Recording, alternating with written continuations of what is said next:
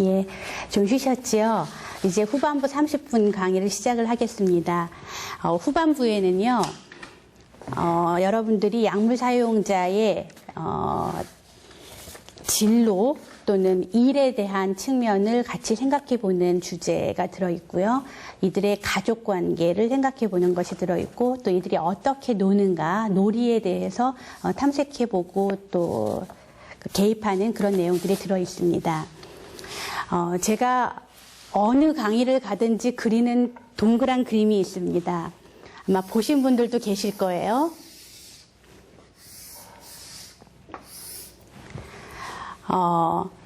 약물 사용자들은요, 기본적으로 제가 볼 때 두 가지 심리적인 역동을 가지고 있습니다. 하나는 부정이라는 거죠. denial. 자신의 문제, 즉 자신이 약물을 사용하고 있다는 것을 아니다라고 얘기하고 싶은 거죠. 왜냐하면 이 약물이 없이는 자기의 삶을 유지하기가 힘들기 때문에 그렇습니다. 그래서 절대로 자기들은 중독자가 아니다고 얘기합니다. 또 하나는요, 이분들의 중요한 그 심리적인 역동이 의존이라는 것이죠. dependence. 예. 어딘가에 기대서 살고 싶은데, 어디에 기대서 사는 거죠? 약물에 기대서 사는 거죠. 예, 그래서 우리가 이 약물이 중요한 그 의존 메커니즘에 의해서 사용이 된다라는 것을 이해한다면, 이제는 제가 앞 30분 동안 말씀드린 내용을 종합하고 앞으로 내용을 소개하면서 어떤 부분이 삶에서 만족되지 않기 때문에 약물에 의존하느냐, 도대체 인간이 어떤 영역에 골고루 만족감을 느낀다면 약물 없는 삶을 살 수 있겠는가 하는 측면을 살펴보는 것이 도움이 될 것입니다. 그 중에 첫째가 사랑입니다. 인간은 사랑 없이는 살 수가 없어요. 우리가 이번 강의에서 이 부분에 대해서 얘기하고 있는 것이 조금 전에 살펴본 친구 관계입니다.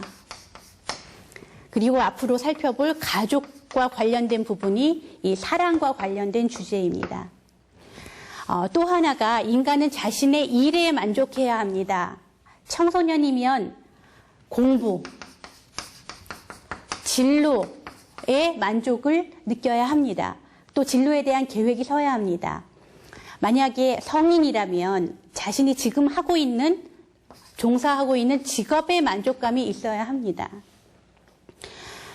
일과 사랑 말고 또 하나 우리가 살면서 꼭 만족돼야 될 부분이 있다면 사람들이 이 부분을 제일 못 맞추더라고요.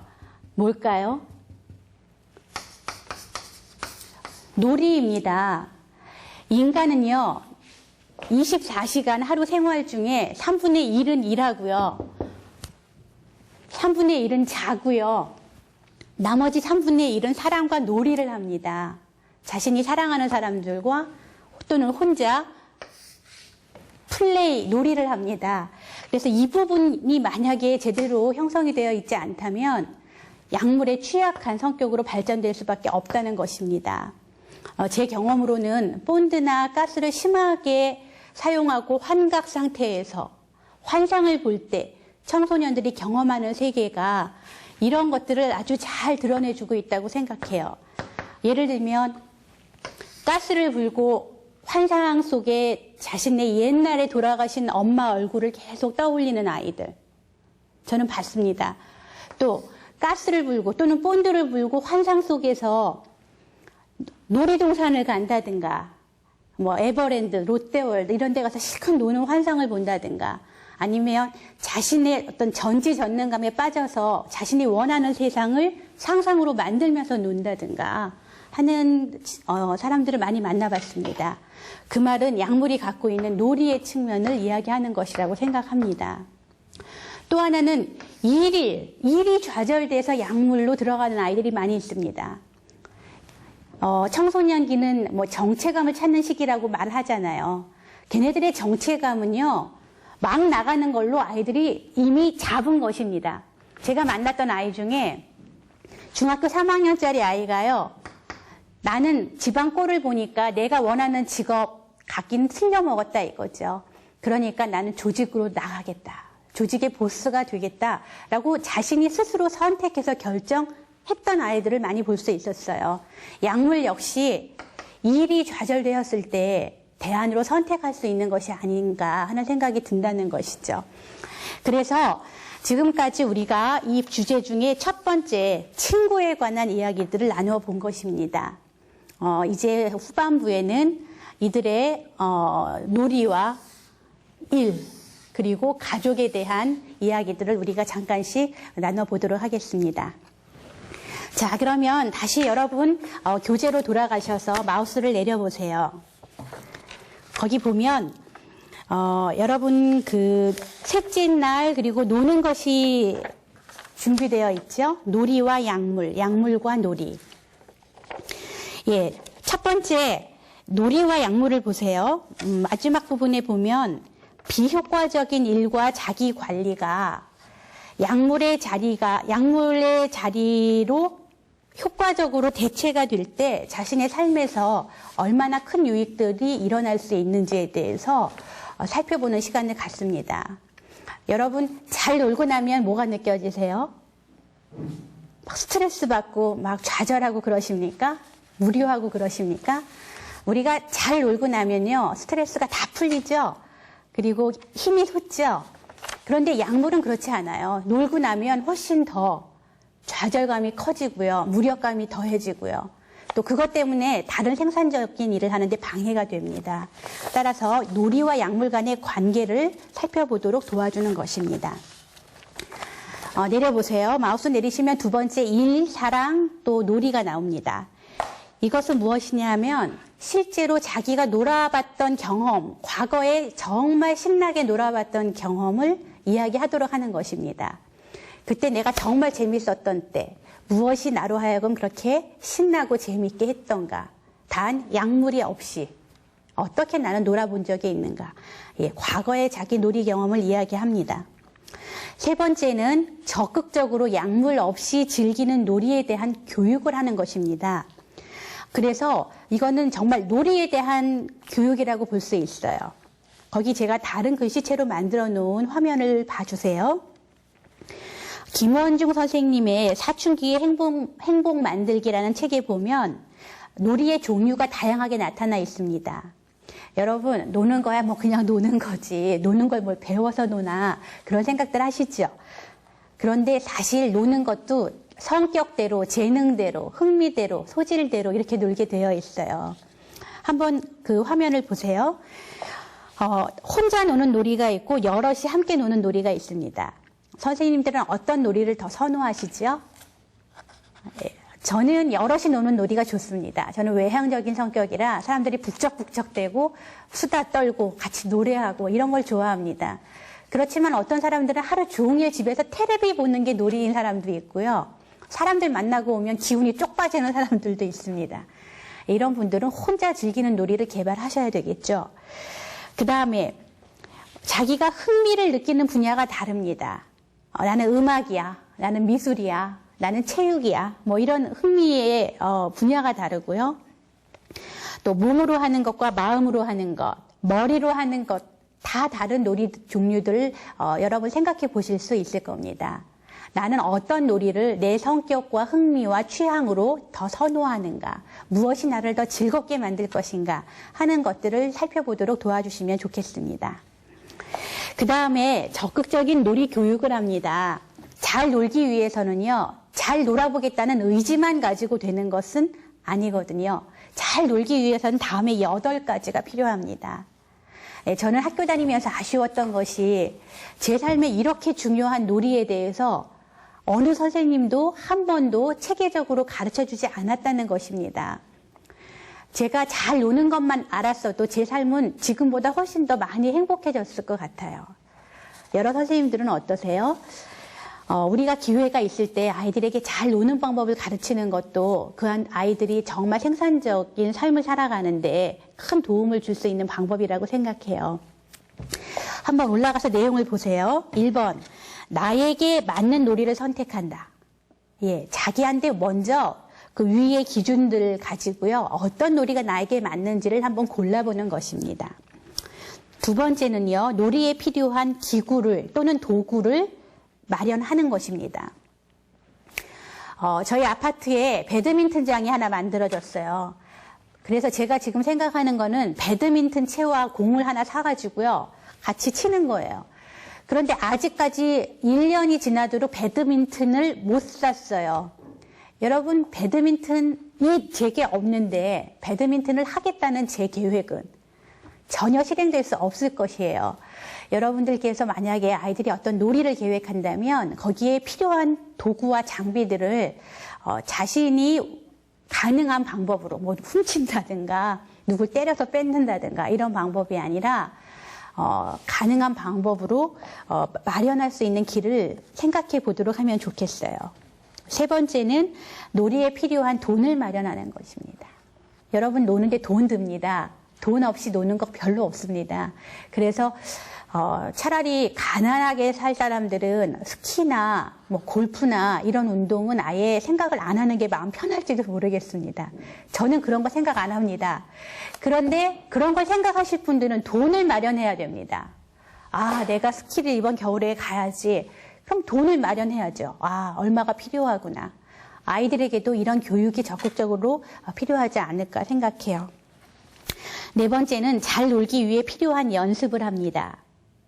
여러분 연습 없이 잘 놀 수 있는 것도 있지만 어떤 것들은 연습을 많이 해야지 잘 놀 수 있는 게 있어요. 구기 종목이 그렇고요. 악기가 그렇죠. 악기. 예, 피아노 잘 치고 싶은 사람이 계속 바이엘만 띵똥띵똥 연주하면 절대로 취미가 피아노 연주가 될 수 없습니다. 따라서 여러분 잘 놀기 위해서는 연습이 필요하다는 것을 알려줍니다. 다섯 번째는요. 함께하는 놀이라면 같이 어울릴 수 있는 친구를 찾아야 합니다. 여러분 우리 아이가요. 뭐 예를 들어서 둘이 하는 컴퓨터 프로그램 오락을 하고 싶은데요. 혼자서는 못하거든요. 그러니까 친구 집에 가서 친구랑 같이 한다고요. 오락은 2명 정도 할 수 있지만 농구를 하고 싶다. 적어도 5명은 모아야 될 거 아니에요. 축구를 하고 싶다. 11명은 모아야 될 거 아니에요. 동네 축구면 그보다 더 적어도 되지만 필요한 친구들을 사귀는 것도 아이들에게 가르쳐야 됩니다. 여섯 번째는 미루었다 노는 방법을 익힙니다. 여러분 대부분의 사람이요. 노는 시간 자체보다는요. 놀 계획을 세워놓고 기다리는 시간을 훨씬 더 좋아하고 즐깁니다. 그렇지 않습니까? 아이들에게 놀이는 놀이 자체가 아니라 놀이가 삶의 활력이 되도록 도와주는 게 중요하고요. 따라서 미루었다 노는 방법을 익히고 7번째, 노는 시간에 대한 계획을 세우도록 도와주고요. 8번째, 놀이를 기다리는 즐거움을 누리도록 가르칩니다. 생활계획표를 보면 어떤 아이들 계속 공부만 한다고 써 있잖아요. 그건 제대로 된 계획표가 아니죠. 노는 시간도 계획을 해야죠. 그래서 그 노는 시간을 기다리면서 뭐 수학을 공부하고 그 노는 시간을 기대하면서 영어를 공부하고 이렇게 삶의 리듬을 찾아줄 수 있는 게 놀이거든요. 그래서 몇 가지 제가 제시한 내용들을 참고해 보시면 좋을 것 같습니다. 그리고 제가 계획했던 집단은요. 그러면 너에게 맞는 놀이, 너에게 맞는 놀이의 계획, 어떻게 놀래? 이걸 각자가 정합니다. 그리고 하루를 정말 오부지게 놀아보는 것입니다. 너가 계획한 대로 한번 놀아봐라. 그래서 하루 종일 놉니다. 그리고 나서 마치기 전에 그날 하루에 대한 논 소감을 서로 나눕니다. 이렇게 놀아봤더니 이렇게 좋더라. 아, 나는 이게 이렇게 해보니까 전에 느낄 수 없었던 뭐가 있더라. 이런 식으로 놀이에 대한 소감을 나누고 또 놀이를 실제로 집단 안에서 연습할 수 있는 기회를 제공하는 것이 중요하다고 생각합니다. 자, 여기까지가 놀이에 대한 이야기였고요. 이제는 간략하게 4번째 날로 넘어가 보도록 하겠습니다. 거기 보시면 5번 약물과 일, 공부.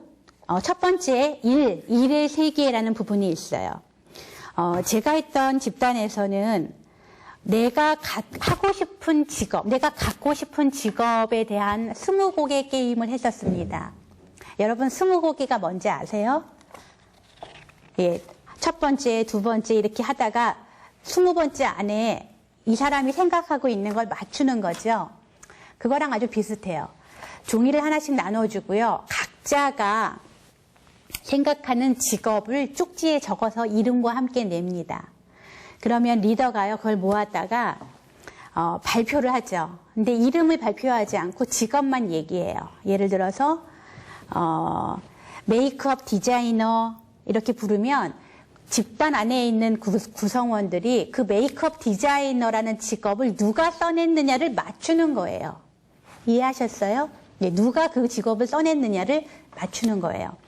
그리고 왜 그렇게 생각했는지도 얘기를 합니다. 누구는 이런 재질이 보이니까, 재능이 보이니까 그 일을 잘할 것 같다.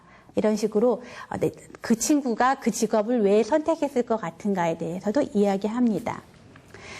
그렇다면요, 비록 그 정답이 맞지는 않지만 자신에 대한 안목을 넓힐 수 있는 기회가 제공되거든요.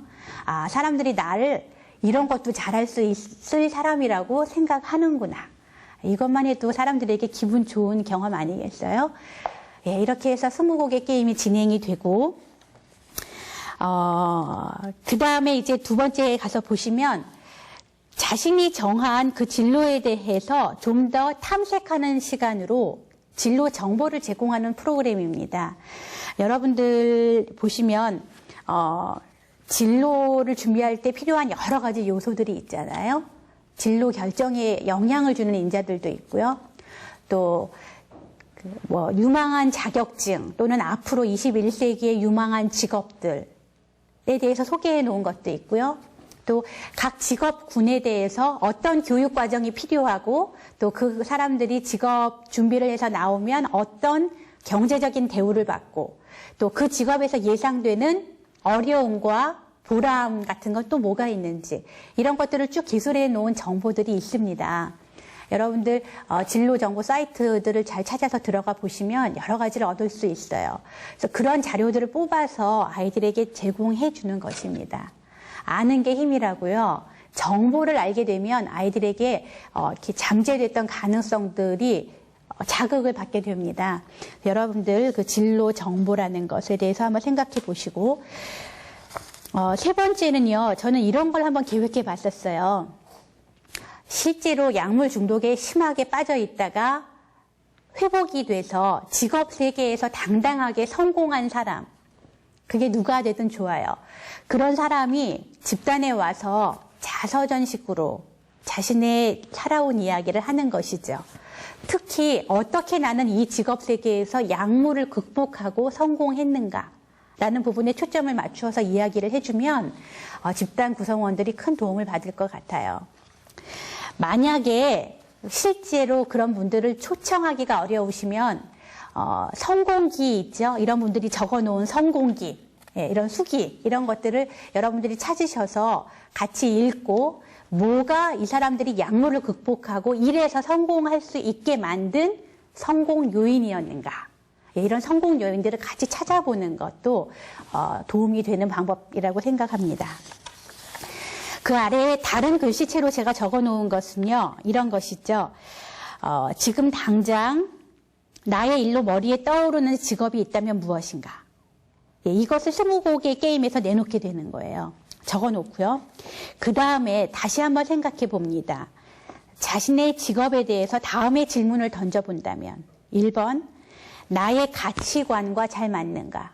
90년대 이후에 진로 상담자들이 얘기하는 것은 어느 한 사람의 직업을 결정하는데 가장 영향을 많이 끼치는 요소가 그 사람의 능력, 그 사람의 흥미, 그 사람의 성격 이런 것이 아니라 그 사람의 가치였다는 거예요.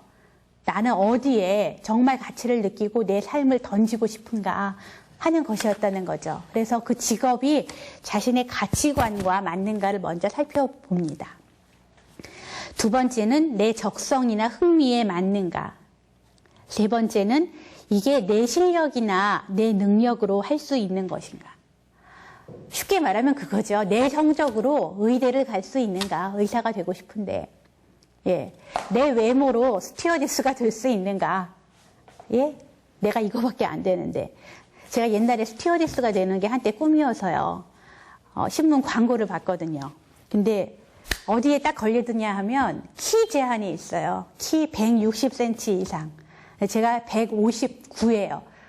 그래서 좌절했죠. 근데 이런 것처럼 여러분들이 여러분 능력으로, 여러분 현재의 여러분의 자질, 여러분 상태로 그 직업을 할 수 있는가? 예, 그것을 물어보라는 것이에요. 네 번째, 그것을 하는데 필요한 충분한 돈을 우리 집에서는 댈 수 있는가?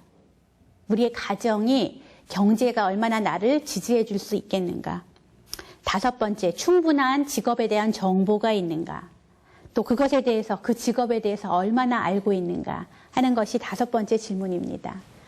여섯 번째, 내가 그 직업을 가진다면 우리 가족들이 좋아하고 밀어줄까 하는 것입니다. 청소년들이 갖고 있는 여러 가지 그 혼란 가운데는 자신이 되고 싶은 직업과 부모가 생각하는 직업이 전혀 다르다는 것이죠. 그럴 때 어떻게 하면 나는 우리 부모를 설득할 수 있겠는가? 아니면 어떻게 내 꿈을 조금 바꾸어서 부모와 타협할 수 있겠는가? 하는 것들이 여섯 번째 또 고려해 봐야 될 문제입니다. 이렇게 과정을 진행하고 나면 아이들이 직업을 바꿀 수가 있어요. 아니면 사람들이 장래에 나의 직업으로 다른 것을 성인들이 또 생각해 볼 수가 있어요. 그러면 그때 다시 떠오르는 직업이 무엇인가를 적어봅니다. 그것이 그 다음 프로세스예요. 그 다음, 이를 위한 시간 계획을 체계적으로 세워보는 것입니다. 그 직업을 내가 갖기 위해서 오늘 할 일은 무엇인가? 오늘 할 일은. 예를 들면 아무 생각이 없는 사람이면 오늘 나는 내 직업에 대해서 하루 종일 생각해 보겠다. 이것도 오늘 할 일이죠. 아니면요. 정보가 없으니까 난 오늘 정보를 찾아보겠다. 이런 것이 또 할 수 있는 일이죠. 이번 주에 할 일은 무엇인가? 마우스를 내려보세요. 또 한 달 내에 할 일은 무엇인가? 6개월에서 1년 사이에 할 일은 무엇인가? 3년에서 5년 후에 할 일은 무엇이고 10년에서 20년 후에는 또 이 직업을 위해서 어떤 일을 하고 싶은가? 이런 것들을 체계적으로 시간 계획을 세워보는 것입니다. 이것이요, 막연하게 직업을 생각하는 사람들에게는 도움이 됩니다. 뭐 예를 들어서 아이들 아무 생각이 없으면 뭐가 될래? 그럼 백수가 되겠다고 합니다. 그럼 백수가 되기 위해서 오늘 할 일은 논다. 이번 주에 할 일은 또 논다. 한 달 내내 할 일은 또 논다. 이런 식으로 집단 안에서 자꾸 도전을 받게 되기 때문에 아이들이 자기에 대한 그 생각을 좀 더 구체적으로 현실적으로 할 수 있게 되죠. 그러니까 집단 압력이 여기에는 또 작용을 합니다. 예를 들면 정말 이 사람이 3년 후에 이렇게 할 수 있을까요? 그러면 아이들이 될 것입니다. 이렇게 얘기하는 아이들도 있으면 그 마음이 지지가 되겠죠. 또 같은 구성원들이 그거 말고 이런 게 너에게 더 도움이 되겠다. 1년 후에는 이런 계획을 한번 잡아봐라. 뭐 이렇게 서로 도와줄 수도 있을 거예요. 아무튼 이런 진로에 대한 계획을 여러분들이 함께 프로세스 해보시는 게 도움이 됩니다. 이제 거의 마지막까지 저희가 왔어요. 마지막 주제, 가족에 대한 것입니다. 여러분, 가족은요, 그냥 생각만 해도 마음이 뭉클하고요. 가족 중에 좀 불행하게 사는 사람이 떠오르면 눈물이 나고요. 또 그런 사람이 집마다 꼭 가정마다 있고요. 그래서 우리한테는 어떻게 보면 기분 좋은 주제지만 또 어떻게 보면 마음 아프고 생각하면 속상한 그런 주제일 가능성이 많습니다. 특히 약물 사용자의 가족, 굉장히 복잡하고 어렵게 상황이 진행되어 있을 가능성 충분히 생각해 보실 수 있을 겁니다. 따라서 여러분, 가족 문제를 좀 더 심도 있게 그룹 안에서 다루고 싶으신 분들은요, 제가 권해드리는 것은 가족 상담 강의를 한번 잘 들어보시라는 거예요. 여러 사람의 이론이 나와 있죠. 보우엔을 비롯해서 민우친, 그다음에 뭐 전략적 가족주의자들, 뭐 여러 분야의 가족 상담 이론가들의 이야기들을 충분히 이해하시면 이 복잡한 약물 가족을 여러분들이 효과적으로 아마 다루실 수 있는 능력이 생기실 것 같아요. 저는 오늘 아주 간단하게 몇 가지만 소개를 해드릴게요. 먼저 가족 그림을 살펴보면요. 저는 제 가계도를 그리고 저희 가족의 문제를 먼저 쭉 설명을 했습니다. 이거 쉽지는 않았는데요. 제가 먼저 저의 집이 어떻게 되어 있고 누가 이래서 어떤 역할을 했고 우리 집에서 뭐가 어려운 문제고 우리 집의 정서적인 관계는 이렇게 만들어져 있고 이런 이야기들을 소개를 했어요. 이걸 통해서 약물하는 분들이 인사이트를 얻죠. 아, 우리 집은 이렇게 만들어졌던 집이구나. 아, 나는 집에서 이런 역할을 주로 하고 있었구나. 뭐 이런 통찰을 얻는 데 도움이 되고요. 리더가 자기를 먼저 공개하기 때문에 구성원들이 자신의 가족 이야기들을 훨씬 더 쉽게 할 수 있다는 장점이 있습니다. 그러나 리더가 자기를 공개할 만큼 준비가 되어 있지 않고요. 또 그것이 다른 구성원들한테 부작용이나 아니면 도움되지 않는 측면을 예상할 수 있다면 저는 그렇게 그 리더의 가계도를 다 그려서 공개하는 것을 권하지 않습니다. 이건 여러분의 판단에 맡기겠습니다. 그리고 우리 가족의 문제를 이해해 봅니다. 우리 안에 어떤 정서적인 과정이 있었나, 또는 어떤 경계선, 바운더리 이슈가 있었나, 가족의 규칙이 있었나, 또 아무에게 말 못했던 우리 가족 안의 비밀이나 신화 같은 것이 혹시 있었나, 이런 것들을 하나씩 차례대로 다루어 봅니다. 그리고 어떻게 이 문제를 해결할지에 대한 해결 방법도 함께 생각을 해봅니다. 그리고 세 번째, 우리 가족과 약물에서는요, 약물을 중심으로 해서 우리 가족이 어떻게 재편이 되어 있었는가를 살펴보는 것입니다. 내가 너무나 외로웠기 때문에 나는 약물과 친하게 지냈구나, 라든가, 아니면 내가 우리 아빠에게 갖고 있었던 이런 적개심, 분노 같은 것을 약물로 풀었구나, 라든가, 이런 여러 가지 측면들을 살펴볼 수가 있습니다. 그래서 제가 다른 글씨체로 여러분 교재에 올려놓은 것을요, 마우스를 클릭해서 쭉 내려보시면 보실 수 있습니다. 가족 내의 감정 모습, 가족원의 역할, 또는 가족의 비밀, 이런 것들을 적어놨어요. 여러분 아래 보시면 가족관계와 약물, 어떻게 가족관계가 약물하는데 영향을 미칠 수 있는지 제가 한 7가지 정도로 예를 적어놨습니다. 선생님들 보면 금방 이해하실 수 있을 거예요. 이렇게 참고하시고요. 마지막으로 꼭 그 집단 프로그램 안에 포함되어야 될 내용이 약물 충동이 생겼을 때의 대처법을 알려주는 것입니다. 약물 충동이 일어나면 누구에게 가장 먼저 이야기하라든가, 아니면 그때 어떤 조치를 취하라든가, 이런 구체적인 기법들을 여러분 교육하시고, 그 다음 전체 프로그램을 어떻게 내가 참여했고, 이제 약물 없는 나의 모습을 생각하니까 이렇게 좋다라는 식의 앞으로 미래의 모습을 건강하게 그려보면서 프로그램을 마감하도록 그렇게 구성이 되어 있습니다. 처음에 말씀드렸지만 이것은 그냥 아이디어를 소개해드리는 것이고요. 선생님들께서 각자 상황에 맞추어서 창조적으로 여러 가지 내용들을 잘 수정해서 또 보완해서 사용하시면 도움이 될 것 같습니다. 그동안 강의를 경청해 주셔서 대단히 고맙습니다. 감사합니다.